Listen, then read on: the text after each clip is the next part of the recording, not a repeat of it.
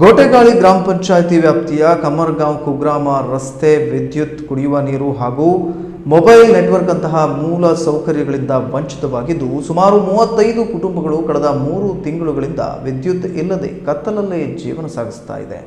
ಏನಿದು ರಿಪೋರ್ಟ್, ಬನ್ನಿ ನೋಡೋಣ. ಮಳೆಗಾಲದಲ್ಲಿ ಮರಗಳು ಬಿದ್ದು ವಿದ್ಯುತ್ ಕಂಬಗಳು ಹಾನಿಗೊಳಗಾದರೂ ರಸ್ತೆ ಇಲ್ಲದ ಕಾರಣ ದುರಸ್ತಿ ಕಾರ್ಯ ಸಾಧ್ಯವಾಗುತ್ತಿಲ್ಲ. ಗೋಯರ್ನಿಂದ ಕಮ್ಮರ್ಗಾಂವ್ವರೆಗೆ ಭೂಗತ ವಿದ್ಯುತ್ ಕೇಬಲ್ ಅಳವಡಿಸಬೇಕು ಎಂದು ಮಾಜಿ ಗ್ರಾಮ ಪಂಚಾಯತ್ ಸದಸ್ಯ ಅನಿಲ್ ನಾರಾಯಣ್ ಗಾಂವ್ಕರ್ ಆಗ್ರಹಿಸಿದ್ದಾರೆ. ರೇಷನ್ ತರಲು ಗ್ರಾಮಸ್ಥರು ಗೋವಾದಿಂದ ವಾಹನ ಬಾಡಿಗೆ ಪಡೆದು ಗೋಟೆಗಾಳಿಗೆ ತೆರಳಬೇಕಿದ್ದು 500 ರಿಂದ 1000 ರೂಪಾಯಿವರೆಗೆ ವೆಚ್ಚವಾಗುತ್ತಿದೆ. ಸಾರಿಗೆ ಸೌಲಭ್ಯ ಇಲ್ಲದ ಕಾರಣ ಜನರು ಕಾಲ್ನಡಿಗೆಯಲ್ಲೇ ಗೋಯರ್ ತಲುಪಿ ಅಲ್ಲಿಂದ ಬಸ್ ಹಿಡಿಯುವ ಅನಿವಾರ್ಯತೆ ಎದುರಿಸುತ್ತಿದ್ದಾರೆ. ಆರೋಗ್ಯ ಸೇವೆಗಾಗಿ ಗೋವಾ ಹಾಗೂ ನೇತ್ರಾವಳಿಯ ಆಸ್ಪತ್ರೆಗಳನ್ನೇ ಅವಲಂಬಿಸಬೇಕಾಗಿದ್ದು ಮಕ್ಕಳ ಶಿಕ್ಷಣಕ್ಕಾಗಿ ಪೋಷಕರು ಗೋವಾ ಅಥವಾ ಕಾರವಾರದಲ್ಲಿ ಬಾಡಿಗೆ ಮನೆ ಮಾಡಬೇಕಾದ ಪರಿಸ್ಥಿತಿ ನಿರ್ಮಾಣವಾಗಿದೆ. ಗ್ರಾಮದ ಅಭಿವೃದ್ಧಿಗೆ ಇದುವರೆಗೆ ಯಾವುದೇ ಕ್ರಮ ಕೈಗೊಳ್ಳಲಾಗಿಲ್ಲ ಎಂದು ಆರೋಪಿಸಿರುವ ಅನಿಲ್ ಗಾಂವ್ಕರ್ ಮೂಲ ಸೌಕರ್ಯಗಳನ್ನು ತುರ್ತಾಗಿ ಕಲ್ಪಿಸುವಂತೆ ಸರ್ಕಾರವನ್ನು ಒತ್ತಾಯಿಸಿದ್ದಾರೆ. ಗ್ರಾಮ ಅಂತ ಕಮರ್ಗಾಂವ್ ಒಂದು ಊರಿದೆ. ಆ ಊರಿನಲ್ಲಿ 3 ತಿಂಗಳಾಯಿತು ಇನ್ನುವರೆಗೆ ಕರೆಂಟ್ ಇಲ್ಲ. ಪ್ರತಿ ವರ್ಷ ಇದೇ ಪ್ರಾಬ್ಲಮ್ಮು. ಮಳೆ ಬಂದ ತಕ್ಷಣ ಒಂದು ಟೊಂಗೆ ಬಿದ್ದು ಕಂಬ ಕಟ್ ಆಗ್ತದೆ. ಆ ಕಟ್ ಆದ ತಕ್ಷಣ ರಿಪೇರಿ ಮಾಡೋರು ಲೈನ್ಮನ್ಗೆ ಹೋಗಲಿಕ್ಕೆ ಸಾಧ್ಯವಿಲ್ಲ. ಅವರಿಗೆ ರೀಸನ್ ಹೇಳಿದರೆ ಅವರು ರಸ್ತೆ ಇಲ್ಲ ಅಂತ ಹೇಳ್ತಾರೆ. ಈಗ ಮತ್ತೆ ಅವರಿಗೆ ಈಗ 3 ತಿಂಗಳಾಯಿತು ಕರೆಂಟ್ ಇಲ್ಲದರೆ ಹೇಗೆ ಬದುಕಬಹುದು? ವರ್ಷದಲ್ಲಿ ಮಳೆಗಾಲದಲ್ಲಿ ಇದೇ ಪ್ರಾಬ್ಲಮ್ಮು. ಅದಕ್ಕೋಸ್ಕರ ನಾವು ಹೇಳ್ತಾ ಇರೋದು ಏನಂದರೆ, ಅವರಿಗೆ ಗೋಯರ್ದಿಂದ ಕಮ್ಮರ್ಗಾಂವ್ದವರೆಗೆ ಒಂದು ಕೇಬಲ್ ಮುಖಾಂತರ ಕರೆಂಟ್ ಕೊಟ್ಟಿದ್ದರೆ ಒಳ್ಳೆಯದಿತ್ತು. ಅಂಡರ್ಗ್ರೌಂಡ್ ಕರೆಂಟ್ ಕೊಟ್ಟಿದ್ದರೆ ಒಳ್ಳೆಯದು. ಈ ಸಮಸ್ಯೆ ಸಾಲ್ವ್ ಆಗ್ತದೆ ಅವರಿಗೆ. ಮತ್ತೊಂದು ಸಮಸ್ಯೆ ಅಂದರೆ, ಅವರು ರೇಷನ್ ಸಲುವಾಗಿ ಗೊಟೆಗಾಳಿಯಲ್ಲಿ ಬರಬೇಕಾಗ್ತದೆ.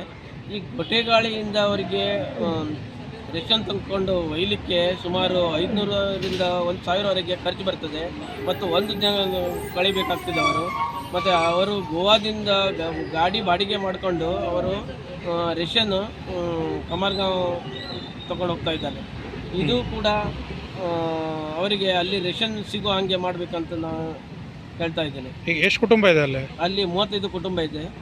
ಅವರಿಗೆ ಗುಡ್ಡಗಾಡು ಪ್ರದೇಶ ಅಂದರೆ ಅವರಿಗೆ ಮಳೆಗಾಲದಲ್ಲಿ ಯಾರಾದರೂ ಅಕಸ್ಮಾತ್ ಆರಾಮಿಲ್ಲಾದರೆ ಕೂಡ ಅವರಿಗೆ ತುಂಬ ಸಮಸ್ಯೆ ಇದೆ. ಅವರಿಗೆ ಗೋವಾದಿಂದ ಆಂಬುಲೆನ್ಸ್ ಅಥವಾ ನೇತ್ರಾವಳಿ ಹೋಗಿ ಅವರು ಆಸ್ಪತ್ರೆಗೆ ಹೋಗ್ತಾ ಇದ್ದಾರೆ.